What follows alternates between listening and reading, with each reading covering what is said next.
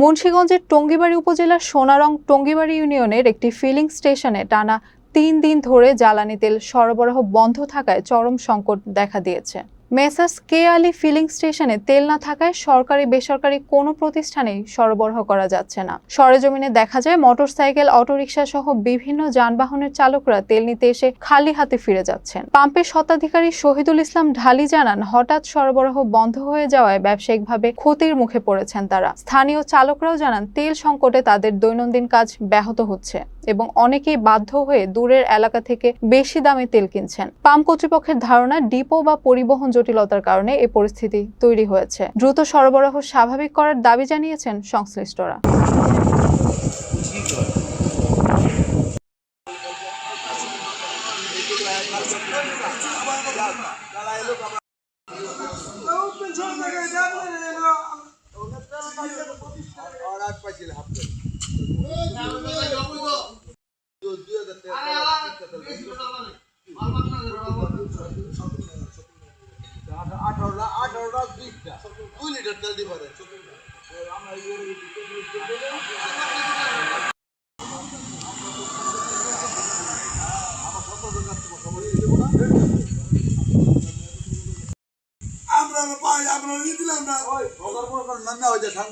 এখন দেখেন আমার এই ফিলিং স্টেশনে আজকে আমার 3 দিন যাবত অকটেন টোটালি ডেলিভারি বন্ধ।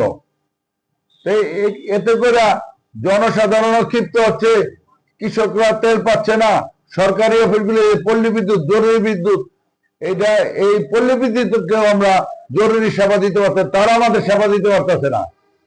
দেখেন এই মত অবস্থায় যদি সরকারি ভাবে আমাদের বরাদ্দ না দেয়, তাহলে আমরা কি করে আমরা পাবলিক বা এই সরকারি প্রতিষ্ঠানগুলোকে রক্ষা করতে পারবো? তাদের সেবা আমরা কিভাবে দিতে পারবো?